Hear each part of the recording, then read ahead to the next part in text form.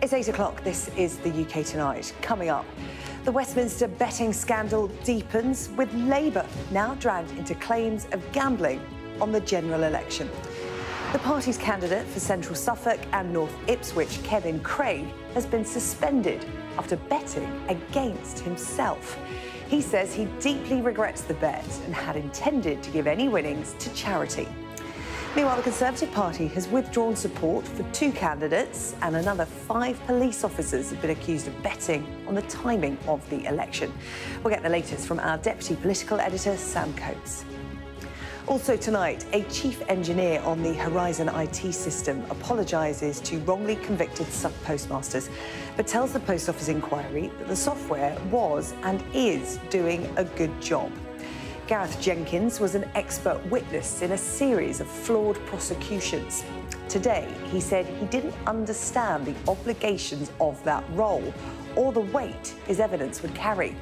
I'll be speaking to former sub-postmaster Lee Castleton, whose case was discussed at the inquiry today.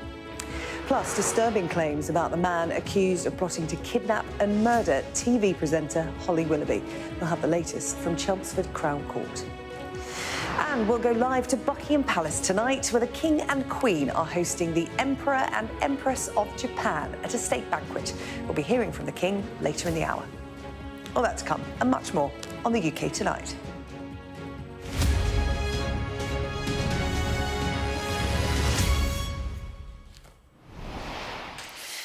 The Westminster betting scandal took another bizarre twist today. Labour have now been dragged into claims of gambling on the general election. The party's candidate for Central Suffolk and North Ipswich, Jon Craig, is currently being investigated by the Gambling Commission after betting against himself. Labour says he's been suspended. He says any winnings would have been donated to charity. Meanwhile, the Conservatives have withdrawn support for 2 of their candidates over this scandal, one of them Rishi Sunak's closest aide in Parliament. And a Conservative member of the Welsh Shadow Cabinet has stepped back from his duties this evening. Our Deputy Political Editor Sam Coates has more. Sorry, you want to say? For days, asked what action they can take on the betting scandal, top Tories have been very clear. Given the nature of the inquiry, it wouldn't be right for me to comment. The appropriate thing to do is for the appropriate investigating authority to conduct that investigation. People should enjoy the benefit of whatever doubt there is. Well, today, that changed. Craig Williams and Laura Saunders, both under investigation for allegedly betting on the date of the election, had their support from the party withdrawn. This guy loves them, and every time I see... Craig Williams was Rishi Sunak's closest aide in Parliament, always at his side. He asks me questions every minute of every day because he's next to me for most minutes of every day. Suspended candidates will still appear on the ballot but won't have any party backing. In a statement, Williams vowed to fight on. I committed an error of judgment, not an offence, and I want to reiterate my apology directly to you. Labour initially gleeful. It's taken Rishi Sunak the best part of 2 weeks to act on this. That is just weak leadership. But later in the day, they suspended one of their own candidates. Jon Craig put under investigation by the Gambling Commission, not for betting on the election date, but for betting on himself to lose his race. Luckily for him, he knows how to handle a PR crisis, as he explained when he appeared on the UK Tonight in March. Classic public relations theory suggests at this point you have to consider how do you get back control of the story and anticipate what happens next. It's not just politicians. The Gambling Commission has told the Metropolitan Police it's investigating 5 officers for allegedly betting on the election date. Last week, one of the PM's close protection officers was arrested over alleged bets. But with just 9 days until the election, this is still a political crisis. From the cabinet downwards, the question across the Conservative Party is, how did this decision take so long? Is it because the Prime Minister was too attached to his close aide, Craig Williams, to cut him loose? Is it because he just didn't see the scale of the danger? Either way, candidates don't like the answer, but the damage with voters has already been done. How much have people noticed this story? Well, this is the #1 issue, the #1 story with the British public, according to our AI-powered cut-through tracker. It's bigger than the Euros, it's bigger than any other story around the general election campaign itself, and it's been that way for the past 4 days.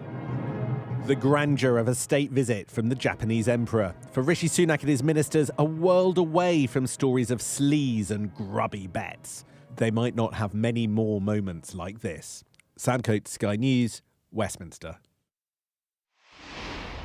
Let's bring you some breaking news this evening. And 4 men have been arrested on suspicion of aggravated trespass. This is at the home of Rishi Sunak in North Yorkshire. Police say officers were with the 4 within 1 minute of them entering the grounds of his home. They were detained at 12:40 before then being escorted off the property and arrested.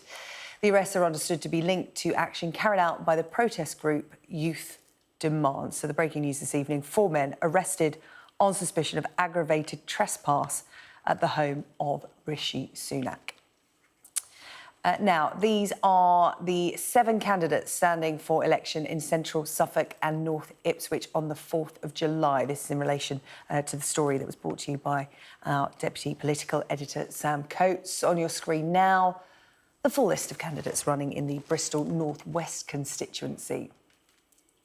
And a reminder that this is the full candidate list for Montgomeryshire and Glyndŵr constituency.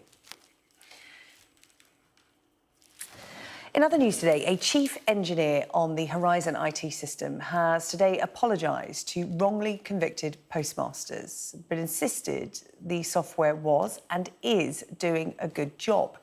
Gareth Jenkins was called as an expert witness in a series of flawed prosecutions. And today, he told the Post Office inquiry that he didn't understand the obligations of that role or the weight his words would carry. One former sub-postmistress has told Sky News that she believes Mr Jenkins' evidence sent her to prison. Our business correspondent Paul Kelso has this report. Gareth Jenkins was the architect of the Horizon IT system at the heart of the Post Office scandal. Part of the cover-up. Are you planning on telling the truth today? I swear by Almighty God That the evidence I shall give. that the evidence I shall give. The retired Fujitsu engineer told the public inquiry despite hundreds of wrongful convictions, he still has faith in the system he built. Horizon, both legacy and online, was working well in your view? Most of the time.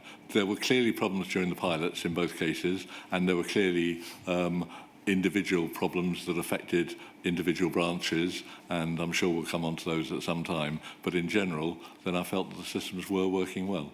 As well as building Horizon, Gareth Jenkins defended it in court, acting as an expert witness in Post Office prosecutions of sub-postmasters, including Seema Misra. She was wrongfully convicted in 2010 after he failed to disclose that he knew the wider system contained bugs and errors. Do you remember him giving evidence in your trial? I do, because I was really happy and really hopeful there's an IT expert from Fujitsu coming up and all that. It will be all good. Why didn't? And what happened? Nothing, because he protected the brand and he succeeded in that. I was sentenced to prison 15 months. And you think his evidence was the reason that you went to jail? Yeah, of course. You've had many apologies. He's apologised. Do you get angry? I get very angry. It's just because it's in the public domain, everybody watching them, they think they have to apologise. That's for the reason they're doing it. It's not coming from their heart. Now under police investigation for suspected perjury, Gareth Jenkins said he told the courts what he believed was relevant. You would know that witnesses, when they come to give evidence, are asked to tell the truth and the whole truth. Yes. Did you think you were only required to tell the truth in your witness statements?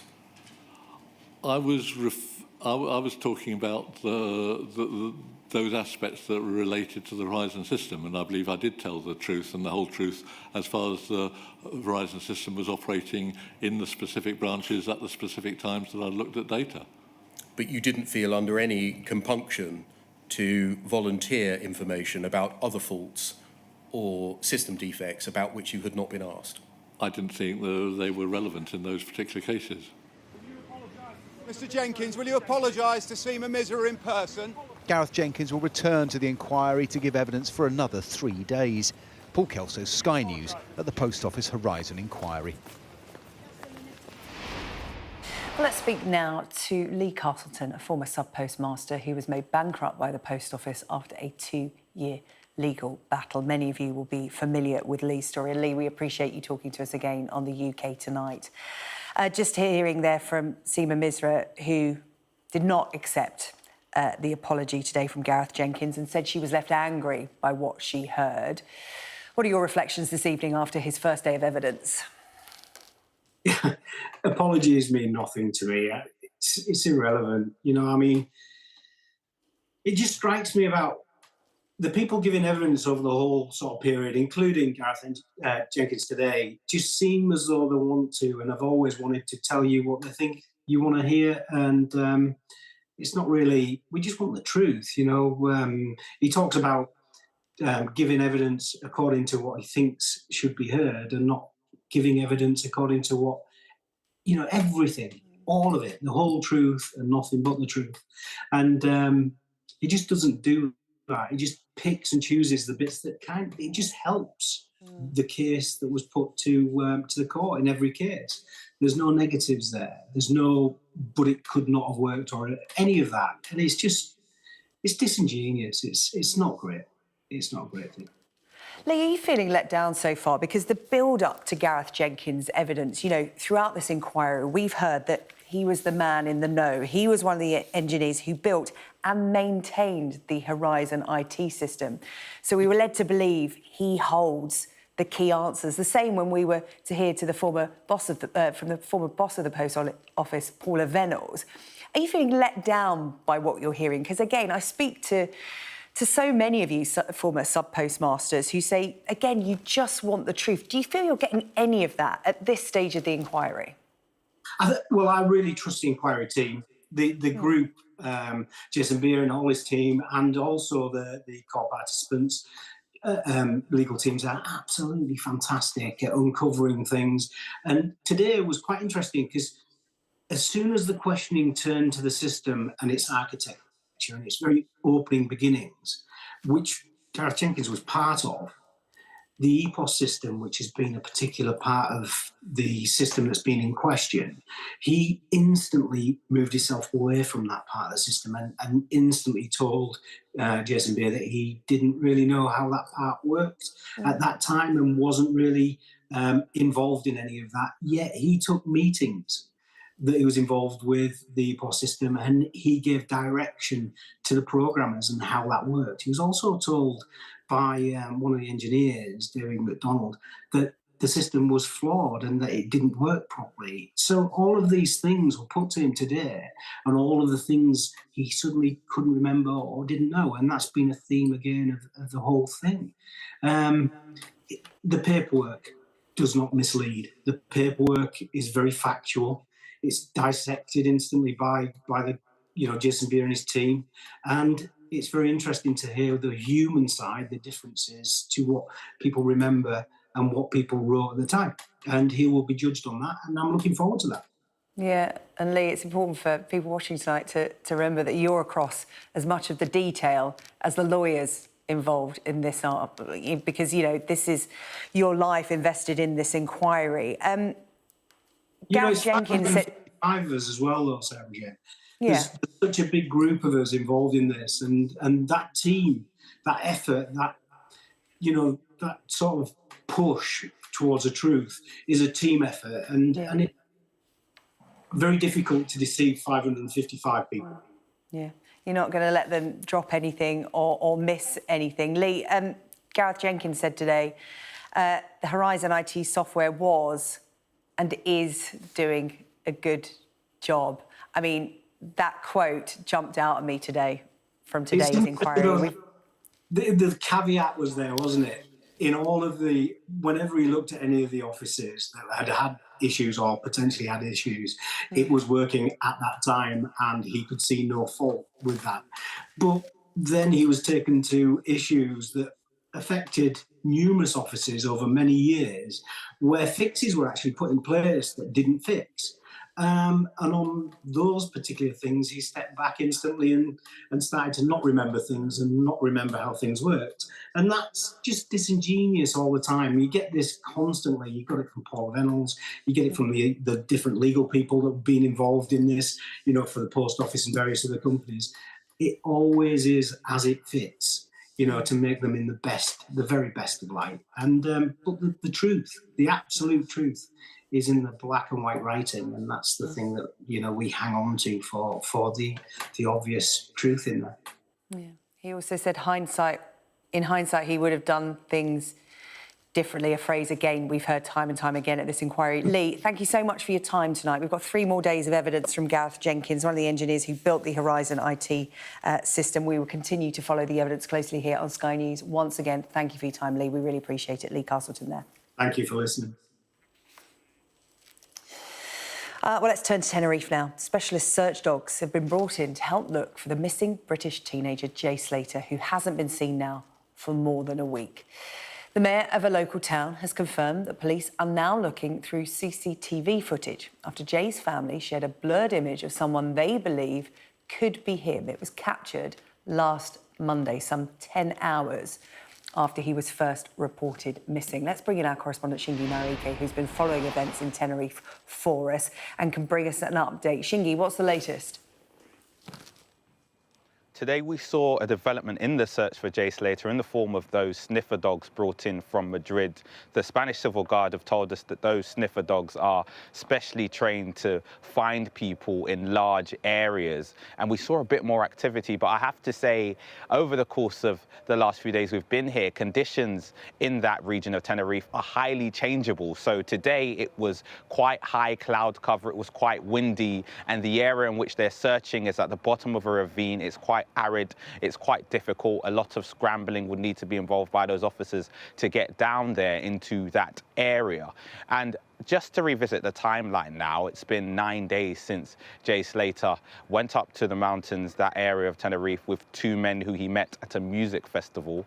He then decided to try and walk back home, a walk of 11 hours back to where he was staying in Los Cristianos. We understand that an eyewitness saw him heading in the wrong direction, and around about that time he also spoke to a friend of his who said that he had told them he was running out of water, his phone had little battery, and that he had pricked his foot on a cactus. Since then, that set of events has really set off a firestorm online in terms of speculation and questions around what happened, including why he was with those 2 men and why he decided to walk. And some of that online speculation has also led to people curious enough to come out to Tenerife. We've seen a number of British hikers, or people who say they're hikers, up there trying to join the search effort, or at least saying that they want to.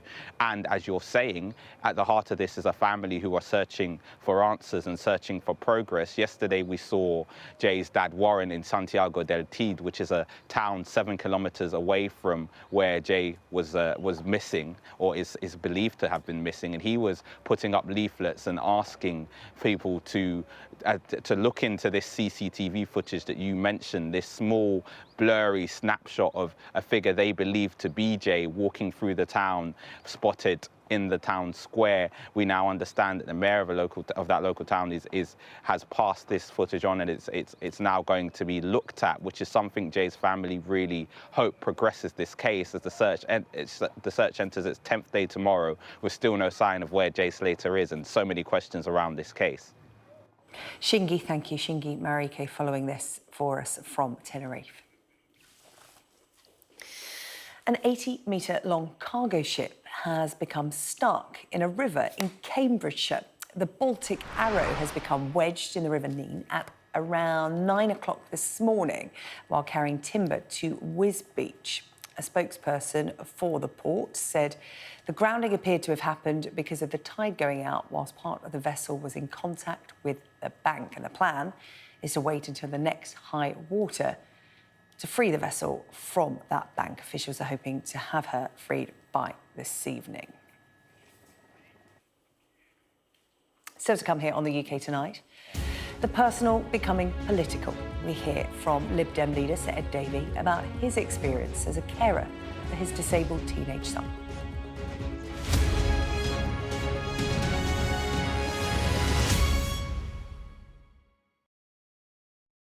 I'm Dominic Waghorn, Sky's International Affairs Editor, covering a world that seems to be unravelling. War, unrest, revolutions.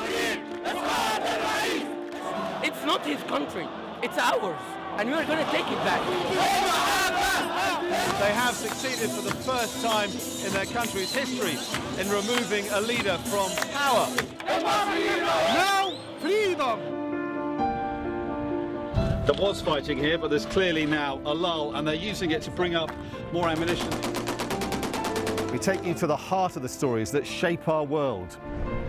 This is a mass exodus in which Russia is hemorrhaging some of its brightest and its best. According to the local weather channel, there have been more than 2,500 lightning strikes, torrential rain and flash flooding, all on top of this week's lethal tornado. What stays with you most in this job is some of the people you meet. What is your worst fear about what the Russians want to do to the children? They're just boosting demographics by stealing young people. Would you like to take the opportunity, Mr. President, on Sky News to invite Barack Obama to come here? Mr. Trump, are you running for president? Can you confirm it? We're going to take a look, a very serious look. On that day, we saw your fighters killing women, killing children. Was that a mistake? Did you go too far? You couldn't control your fighters? The full force of the state is being used to crush any protest. It's half an hour now past the deadline that Hamas issued with its ultimatum to the people of Ashkelon, and we've now seen a third barrage of rockets coming in. Another alarm. The mood here is jittery and nervous.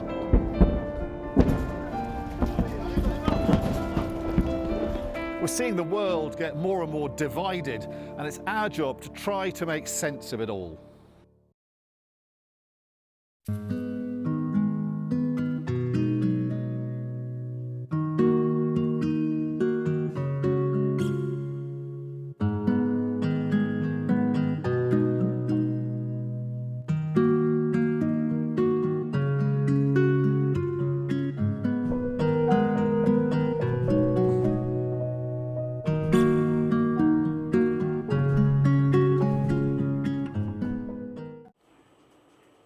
The Liberal Democrats are calling for a new cross-party commission to agree long-term funding for social care in England.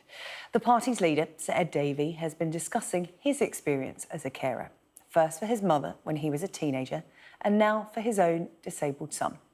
Our political editor, Beth Rigby, went to meet him and his wife, Emily, at their home in south-west London. It's hard to get cut through in political campaigns. For Ed Davey in this election, the personal has become the political. His own family's story now the backbone of the Liberal Democrats' message. We started talking about it quite gently into my first year or so of leadership. We got this reaction from people saying, thank you for talking about it. And so we sort of felt we had a duty to. Come on, my sweetheart, come on, come on. This Lib Dem film of Ed Davey at home caring for his disabled son, viewed millions of times. A carer since he was a child, first nursing his dying mother and now caring for his teenage boy. I've talked more about my whole life as a carer because I lost my father when I was 4, so Mum was widowed, age 36, with 3 boys under 10. But then she got ill. When I was 9, she told us she's got breast cancer. She had a mastectomy. My middle brother nursed her till she died when I was 15. So I was a young carer. And then we had our first child, John, and we realised after about a year that he was going to be severely disabled. So I've had a caring in different ways in my life, and it's quite clear that millions of other people do. His wife, Emily, who recently revealed she has multiple sclerosis, also cares for John. We're not unique in any shape or form. What happens to people when they have it is never told. It's never spoken about. It's, people just get on with it. A lot of the thing about being a carer is it's absolutely exhausting. It's physically exhausting. It's emotionally exhausting. Emily, when Ed lost his seat, and then decided to go back into Parliament and then become the leader. Given that you have John to care for and also your MS, was there part of you that didn't want him to do it? because there was so much care and responsibilities at home. We met through politics, so I could see that if I sat there saying, oh, well, what about me, what about... No, that doesn't... We both have a Liberal Democrat vision, and how are we going to achieve that? It was a joint decision. It was a joint decision, We sat down and talked about it. You're not going to become Prime Minister, I'd hate to break it to you, but the chances are... You're a tough one, aren't you? The chances are you're not. But is that what you want to do in the next Parliament, to put social care, home care, bereavement at the heart of Liberal Democrat policies? Well, certainly Liberal Democrats will champion the health service, social care, carers, and people like bereaved families. That's absolutely, the party wants to do that, and I want to lead the party doing that. For both of you, for Jon, he's now 16, what do you hope for his future? Well, I'm afraid I'm not very good at looking into the future. I can work about one day ahead, 1 week ahead. I mean, the first thing is to enable him to be as independent as he possibly can be and be the wonderful boy and man that he can be. It must be really hard. Is that the hardest thing? I think any parent would say this. No one's going to care for him like we do. I mean, there'll be some wonderful carers out there, I'm sure, who look after their patients very much, but no one's going to hold him like we hold him. That's why it's easier just to focus on the immediate, isn't it? And the practical. And you can have all sorts of legal ideas. I'm also a solicitor. I've trusts and all of that, but actually, it's what you've got to have as a caring community, a caring society, and that's the best hope for the future. A small party, it's hard for the Lib Dems to grab attention. But after years in something of a political wilderness, Ed Davey has at least won an audience. The big question now is whether it will help the Lib Dems clean up in the Blue Wall battlegrounds come July the 4th. Beth Rigby, Sky News. Oh, let's speak now to Paul and Michael Atwell-Bryce, who are full-time carers to their children, boys Levi and Lucas, 2 of their 4 children. Thank you so much for talking to us here on the UK Tonight. I know you were listening closely to that interview there with Sir Ed Davey and his wife, and I think, like me, that bit at the end got you when they asked Sir Ed Davey and Emily about the future.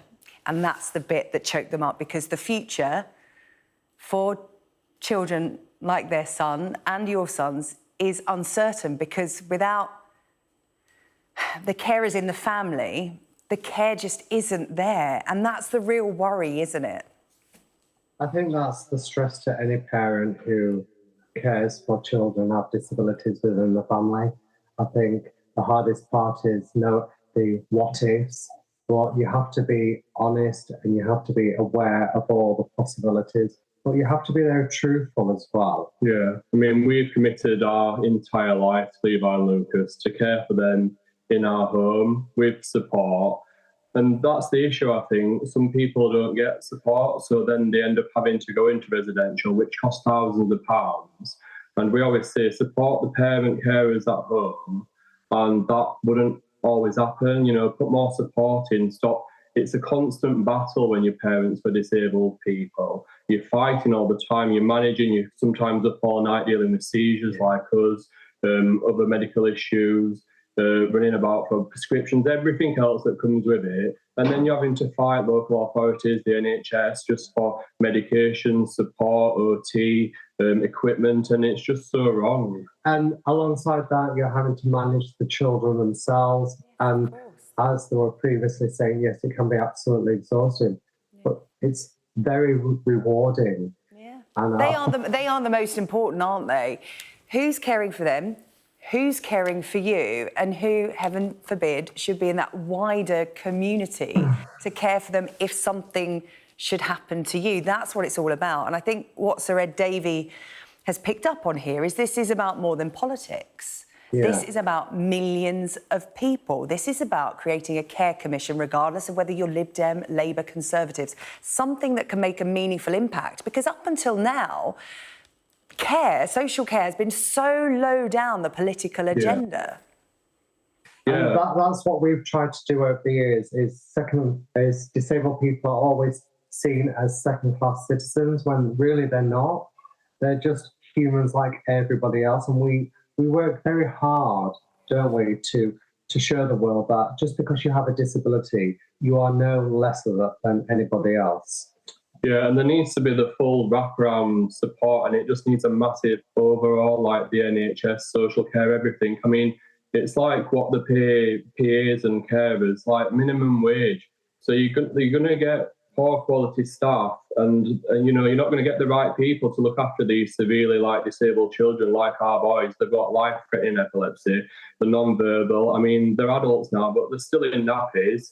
They'll need this care need for the rest of their lives, and they pay these carers and PAs, you know, peanuts, and they're doing like a massive task looking after children like our boys. Even like the TAs at school, they're doing really hard jobs. They're looking after the most vulnerable, most like severely poorly children, and they're just not treated properly. Us as parent carers not treated properly. We shouldn't have to fight and battle for basic stuff. It's like people don't realise children like Levi and Lucas, the NHS mainly like let them have 4 nappies per day. Now, would you say that to a normal person? You can go to the toilet 4 times a day. It's just not right. We shouldn't be fighting for an extra few nappies. We shouldn't be battling for the right medications. It's just not right, and it all needs to change the entire system. And I think so many families out there across the UK, like ourselves, they become the experts in advocating for their children to get them the best possible care with it, if it's education, health, or anything. And, you know, we always say to people, a disability can affect anybody in their life at any point, regardless of who you are. Don't just think you can oversee this and not talk about it and make it a topical debate, because it's real life. All this is real life. It's like when Levi and Lucas were born premature, you know, they spend thousands of pounds to keep these children alive. They do everything they can, but then they just want them to just exist. If you're going to keep them alive, you need to put things in place so they can thrive. They can't just be sat there, you know. We feel the most sorry for single parents because they have it the hardest. Like, we've got each other. We can, if one of us is exhausted at night time, the other one can take over, you know. We've got each other to do that. Single parents have it the worst. You know, if they've got severely disabled children plus other children and they're not getting the right support and help in the home, it's just, you know, it's really awful. I mean, we speak to a lot of parents, so we've set up an autism allotments and allotments we do support groups and stuff, just because the facilities are not there, are they? And the amount of families that reach out to us, whether it's across the community or our social media, and we always say it takes communities to raise disabled children, because everybody comes together to support those children so they can excel in what they do best. It could be something so small, or it could be something big, couldn't it? And you have to celebrate those moments and embrace them. And I just think so many more people need to do that. Well, listen, Paul and Michael, thank you so much for coming on and talking to us about this. And as we heard from Sir Ed Davies' wife, Emily, you know, you put all your care and your love into your children, and at the end of it, you are exhausted. But it's people like Sir Ed Davey and his wife and you who, at the end of that exhausting day, are still making the noise, being advocates for families like yours, and there are millions of them in the UK. So thank you on behalf of them, and thank you for talking to us on the UK Tonight. We'll speak again, I'm sure. Thank you. Thank you, Sarah. Now, the trial of the man accused of plotting to kidnap and murder TV presenter Holly Willoughby has heard graphic details from his WhatsApp messages and online searches. Our crime correspondent Martin Brunt is following the case for us at Chelmsford Crown Court, and we should warn you that you may find some of the evidence heard today distressing. We had the first of the witnesses today. He was a detective from Essex Police who said that he had downloaded photos, messages and the internet history from Gavin Plum's phone. He said he found millions of images of Holly Willoughby and other celebrities. And one of the websites that Plum had visited, said the prosecutor, was one called How to Meet People Who Plan to Kidnap Celebrities. Jurors were then led through a big file which police had logged the online exchanges between Gavin Plum and a man he knew as Mark, an Irishman. He'd tried to recruit to his plot to kidnap, rape and murder Holly Willoughby. The logged messages began in December 2021, said the prosecutor. And in those messages, Plum was using different names. One was the Bear, another the Bear Master. He sent Mark images of Holly Willoughby's home, said the prosecutor, images that he'd found on the internet. And he told his potential recruiter, Mark, that Holly Willoughby didn't have any security unless she was going to main events.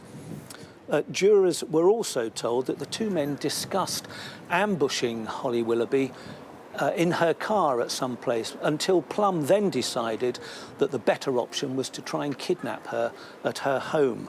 According to the prosecution, Plum wrote, "Getting this bitch is all I can think about. I've wanted this for years. I'm going to be living out my ultimate fantasy." The court was told that the two men online discussed exactly what they were going to do to Holly Willoughby in graphic detail before they killed her. Plum sent deep fake pornographic images of Holly Willoughby to his would-be accomplice, said the prosecutor. And then Plum also wrote, it was alleged, "Just the thought of finally getting her is turning me on. I'm actually looking forward to doing it. I'm at the point where I don't care about the risks or the consequences." Now, jurors have already been told that Gavin Plum was arrested in October last year when another man that he'd tried to recruit to his plot turned out to be an undercover police officer based in the USA. Jurors are going to hear more of the prosecution evidence in the morning. Still to come here on the UK Tonight. On the first full day of their state visit, the Emperor and Empress of Japan, a guest of honour at Buckingham Palace tonight. We'll be live there shortly.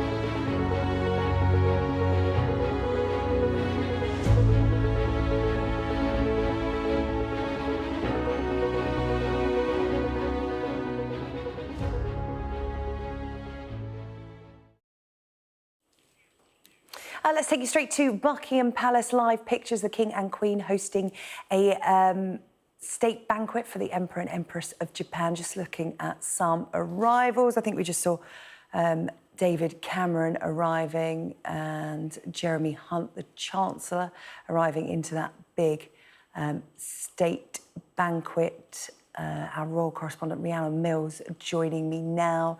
Rhiannon, I only caught a quick glimpse before we went to this big wide shot of that very impressive setup. So I only spotted David Cameron and Jeremy Hunt, but we are expecting Rishi Sunak and Sir Keir Starmer there this evening as well.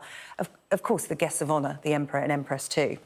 That's right. It's always a sort of bit of a guessing game when you watch these pictures, because the palace don't give us an official list of all of the guests. Instead, we have to wait for the court circular to come out tomorrow before they tell us exactly who's in there. But I did have a little bit of a sneak around earlier with the rest of the royal correspondents, and I can tell you that despite the fact that this state visit has been stripped of any political elements, as it were, because we're in that general election period, you look at the list of names and it does feel like a bit of a who's who of the election campaign. So as you mentioned there, yes, Rishi Sunak is in there. His wife is also going to be there too, alongside Keir Starmer and Keir Starmer's wife. Also, we have John Swinney from the SNP is in there, and also Ed Davey as well, and also a number of the former Conservative cabinet as well. So as you look round that room, despite the fact that they wanted to make sure that, and you can see Ed Davey there greeting some of the other guests, despite the fact that the palace have been very keen, and also the Japanese contingent as well, very keen to stress that this is not a political visit. It's about friendship, it's about diplomacy. As with any of these big state events, of course, there is a huge representation from Westminster within that room at the moment.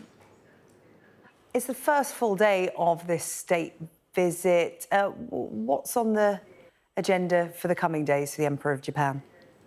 So, of course, this state banquet is kind of seen as the big moment of the day. So you've got the tiaras and the tuxedos, but we've already had a very busy day of ceremonial events.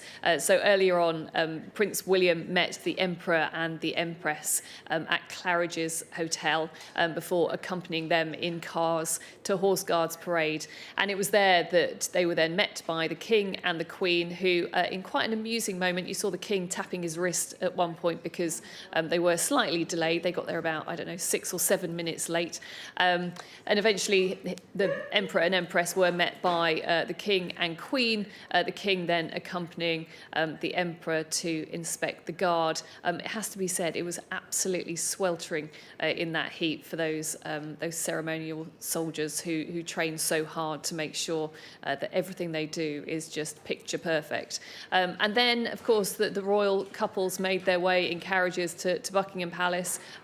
They've had lunch at Buckingham Palace already. They were also shown a selection of artefacts from the royal collection, which is also very customary when it comes to entertaining dignitaries when it comes to these big state visits. And then, of course, we have the state banquet tonight. And in the coming days, actually, the amount of involvement from members of the royal family kind of falls away a little bit. So the Japanese emperor is sort of doing his own thing. He's got some other visits that he's carrying out. Tomorrow evening, though, at the Guildhall, the Duke of Edinburgh will also be alongside him when it comes to yet another banquet. But look, you shouldn't underestimate how important these state visits are in terms of they're seen as the ultimate diplomatic gift, really, on behalf of the Foreign Office. The Foreign Office say to the royal family, look, this is the country that we would like you to host. And it is really about maintaining those bonds of friendship. Throughout the Brexit years, I was told constantly that while, yes, we had more difficult relationships with European countries, the members of the royal family were securing those foundations of friendship, so that when you have maybe difficult diplomatic discussions to be had with other countries, the royal family can kind of help to extend that hand of friendship and continue those important links, both culturally, trade-wise, all those kind of different links that bring countries together.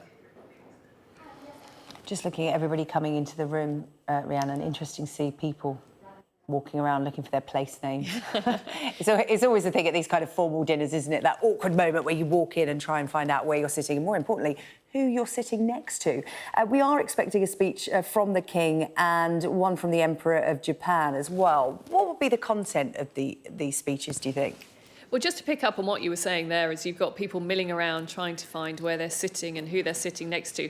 Also, I went in there earlier, and it is spectacular. You walk into the room, the table is just immaculately laid out. I'm told that it takes about 5 days to set the table. The smell in there is also incredible. You've got like the most amazing peonies, roses from the gardens at Buckingham Palace and Windsor Castle. Also, right around the banquet tables, you've also got some acer trees. I think we can see Lord Andrew Lloyd Webber just walking in there. And Oliver Dowden as well, and I'm told, yes, and there is Rishi Sunak. We are likely to see his wife later on. She actually is involved in the royal procession because she's sitting next to one of the Japanese travelling parties. So we will see her later on. But yeah, as I was saying, it is the most spectacular setting in there, and really a way of showing kind of the ultimate sort of mark of respect, really, for the Emperor and the Empress. The other thing that I noticed is, as you were mentioning, speeches later, the microphones are very cunningly tucked into the floral displays, so they don't look too messy in front of the King and the Emperor.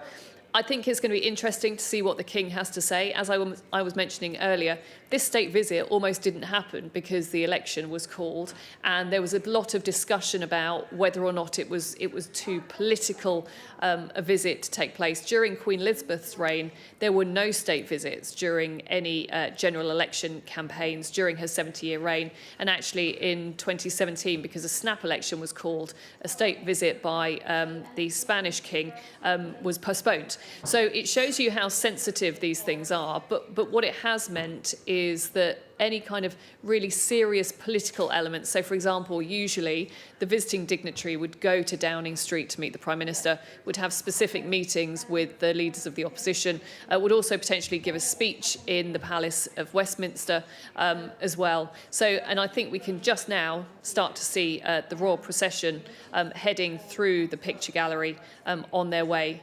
to meet the rest of the guests at the banquet. And of course, leading that procession, we will shortly see the King and the Emperor of Japan. It was actually fascinating earlier on seeing the two men meeting and spending some time together. It's worth stressing that the Emperor's English is excellent because he actually studied at Oxford University.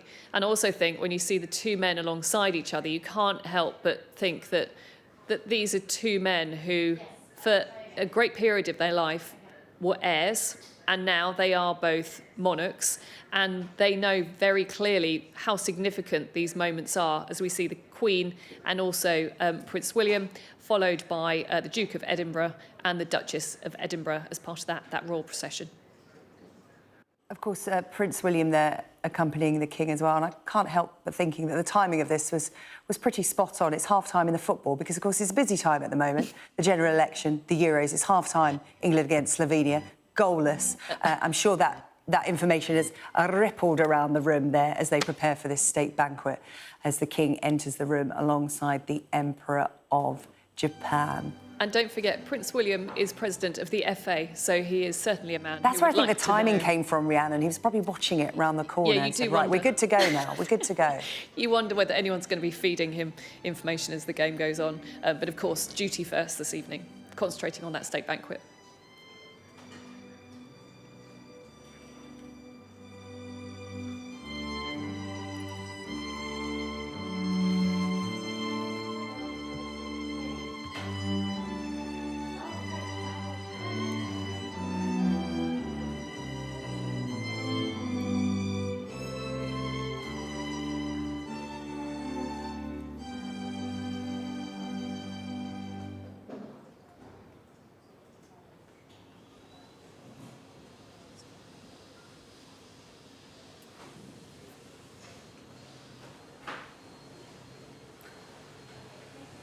Rhiannon, what happens at this point? Do we expect the King to speak before dinner or during?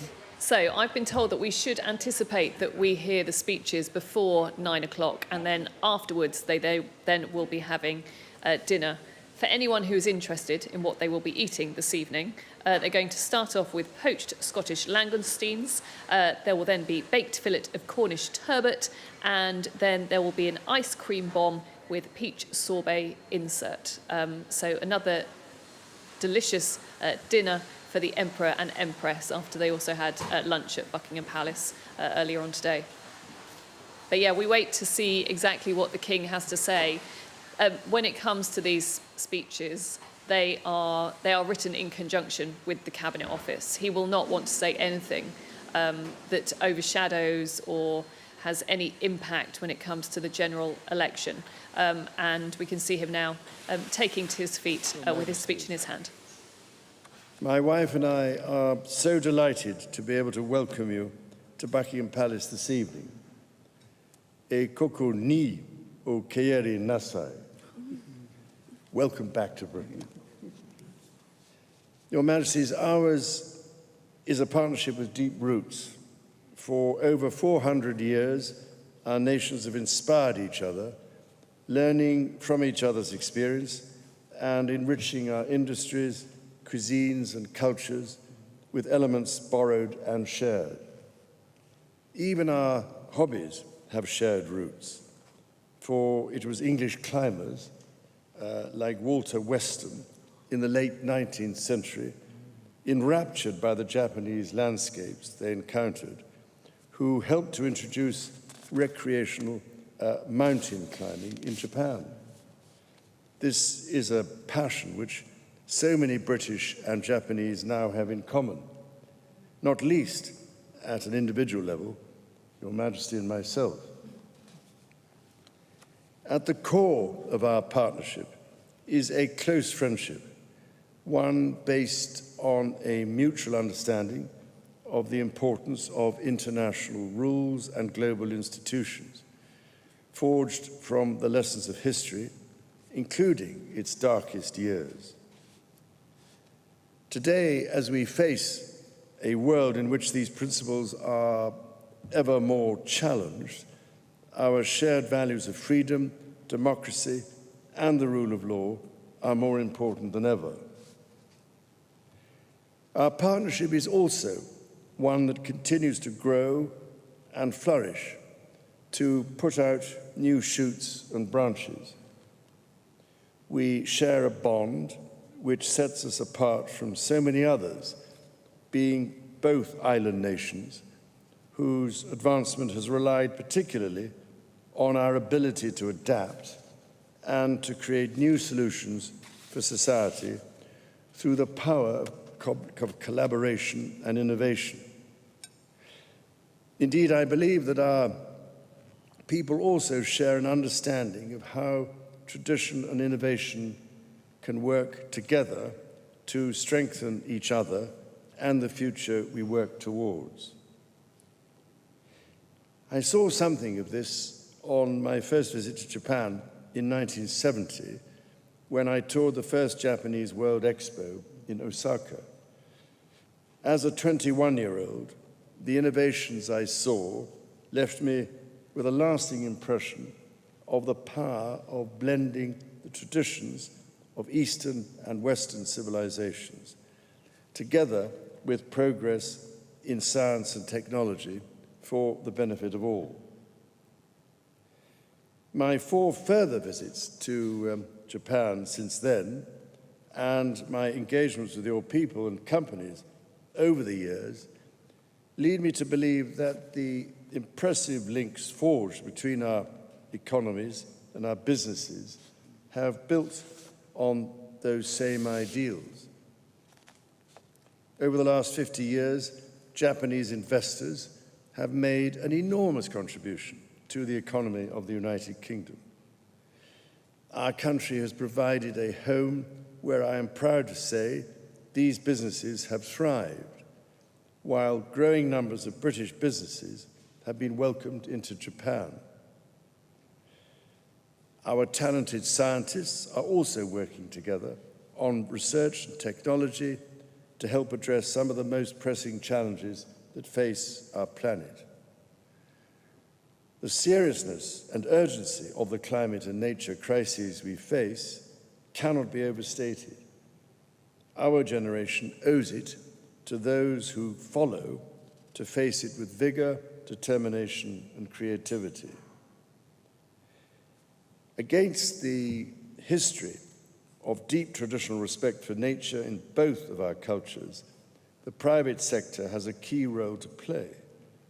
This is why I'm so pleased that both British and Japanese companies are at the forefront of creating practical, bankable initiatives, and British and Japanese researchers who are working on understanding and protecting the Earth continue to be honoured through the Blue Planet Prize and the Japan Prize. In addition, I know that our two countries are collaborating ever more closely to provide for our shared security. Our armed forces are exercising and sharing expertise at great levels, as befits two powers with an enduring commitment to global peace and security.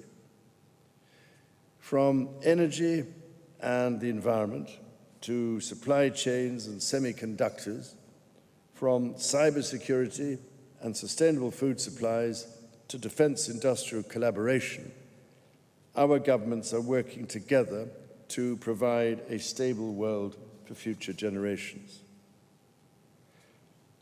Supporting all these shared endeavours are the enduring ties between our people that transcend geography. And that does not just mean how much we enjoy tea and talking about the weather. Your Majesties, I had the enormous privilege of addressing the Diet nearly 40 years ago.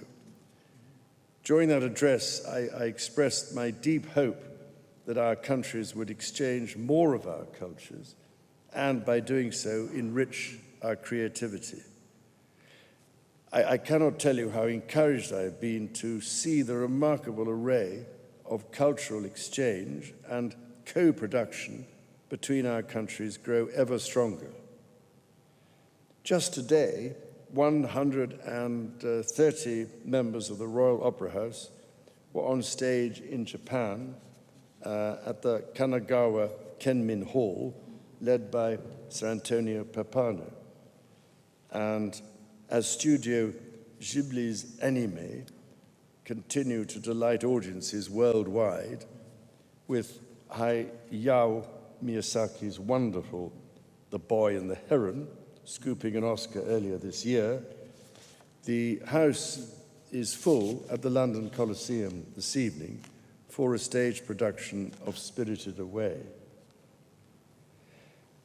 Equally, it has been a pleasure to learn of the British stories behind certain Japanese cultural icons.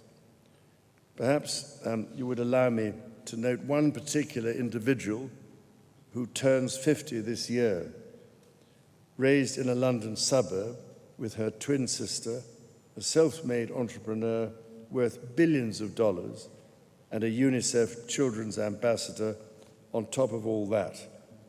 So I can only wish a very happy birthday to Hello Kitty. Ever greater numbers of our young people are living, working, and studying in world-class institutions in each other's countries. We are honoured that so many members of the imperial family, including Your Majesties, have chosen to study at British universities. I know from Your Majesty's fascinating record of your experiences at Oxford, as well as my memories of our time spent together at the opera and fly fishing, that these opportunities to spend time abroad create lifelong friendships and memories. I'm only sorry to report that I haven't had any better luck with more recent attempts at fishing. The Pokemon phrase, "gotta catch 'em all," may resonate with my grandchildren, but for me it is perhaps aspirational. Your Majesties, in 1613, Tokugawa Ieyasu wrote to my forebear, King James I. He said, "Though separated by 10,000 leagues of clouds and waves, our territories are, as it were, close to each other." Over 400 years later, that sentiment remains at the heart of our friendship. And so it is with a sense of great affection and optimism that I propose a toast to Your Majesties and the Japanese people and to the next 400 years of Japanese-British relations. Kanpai.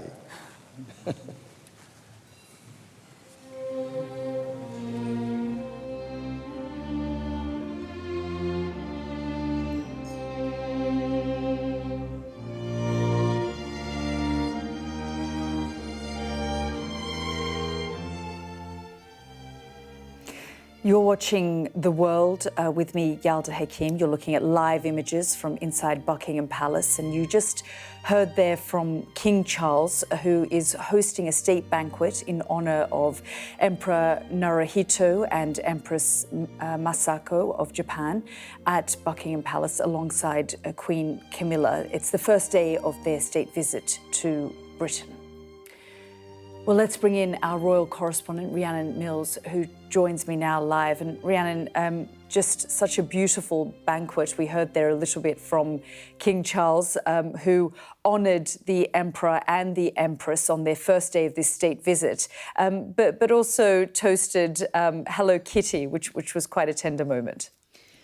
I think these speeches are always a fascinating mix of the important kind of diplomatic words that have to be said and are then kind of spread around the world. You hear that round of applause. I'm waiting to see whether or not we hear from the Emperor straight away. That's not exactly clear at the moment. But yeah, as you heard there from the King, kind of that mixture of the important diplomatic words, but also making the odd joke about the fact that we share that love of tea and talking about the weather. This is all about kind of extending that hand of friendship. Let's listen to the Japanese Emperor now. Warm words of welcome. I would like to express my sincere appreciation for the invitation you have extended to the Empress and me for this state visit, as well as for the tremendous consideration and efforts that you and the people of the United Kingdom have shown in making it a reality. In fact, the original invitation was issued 5 years ago by Her late Majesty Queen Elizabeth II, whom I greatly admired. Unfortunately, however, the visit had to be postponed due to the impact of COVID-19. It is truly our utmost pleasure that it is finally taking place now. Your Majesty has just referred to our two countries' long-standing ties. We also very much appreciate Your Majesty's kindness this afternoon in showing us items from the royal collection related to Japan. We now have an even stronger sense of the deep significance of the exchange between Japan and the United Kingdom forged over so many years. I am personally pleased and also grateful to have played a part in the exchange between the two countries, having studied in the United Kingdom, during which time I interact with many people and in particular was privileged to enjoy the very warm company of members of the royal family. There was previously the sad period during which the friendly relationship between our two countries suffered. and hence I am struck by profound feelings as I extend my thoughts to what was in the minds of my grandfather, the Emperor Showa, and subsequently my father, the Emperor Emeritus, as they set foot in this country after times of great difficulty as emperors of Japan at the invitation of Her late Majesty. The Empress and I would like to express our deep respect and gratitude to those people who have dedicated immeasurable efforts to the friendship between our two countries, extending firmly into the future. At the state banquet in 1971, my grandfather voiced his heartfelt wish for the people of both Japan and the United Kingdom in various walks of life to interact even more closely and frequently and to talk to each other with open hearts.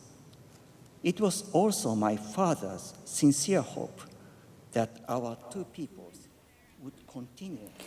You're listening there to Emperor Naruhito, who is here on the first day of the Japanese Emperor and Empress's state visit to Britain. Earlier, we were listening to King Charles, who's hosting that state banquet alongside Queen Camilla. Let's bring in our royal correspondent, Rhiannon Mills, who's been listening in and following the developments all day for us. And Rhiannon, we just heard from King Charles. We're now listening to the Emperor. And as you say, these speeches sort of give us an insight, don't they, of ties and diplomatic relations and also the formalities, the sorts of things that need to be said. That's right. And I think there are many people who question that idea of soft power and soft diplomacy, which we so often talked about when it came to Queen Elizabeth II and how influential, quietly influential she could be. But whenever I've travelled with members of the royal family, they say, look, soft power, it's very real and it works. And that's what these state visits are about. They are the most important diplomatic gift that any country can be given in terms of the Foreign Office saying to the royal family, look, this is who we would like you to host now. And I think within the King's speech, you find out why, where he talks about economies, business, culture, shared security. He also talks about the importance of democracy, which was the moment that really stood out for me, especially when this state visit almost didn't go ahead because the general election had been called and there were suggestions that potentially there were too many political elements to these state visits. But it was decided it should go ahead because ultimately this show of friendship in some ways is just as important as those more heavy political ties when it comes to riding out difficult geopolitical moments. And actually, both the King and the Emperor describes those within their speeches. Also, though, lighter moments. And I think him talking about Hello Kitty or talking about the fact that we share this love of tea and talking about the weather. You also have those moments which you wouldn't normally necessarily get in any kind of political speech. But I think what has been so interesting throughout today is we've seen the palace really trying to navigate that kind of slightly difficult side that they face at the moment in terms of not overshadowing the general election campaign and not wading into that. But I'm afraid when you look at the guest list that you have in that room, it does in many ways read as a who's who list at the moment of who's involved in the general election. But yeah, you can see from the Japanese emperor there, so proud to be here, and the king so proud alongside him also as monarch, proud to play host. Yeah, as you say, an incredible room and an array of people. Rhiannon, thank you so much for bringing us up to date there. Played by a Japanese scientist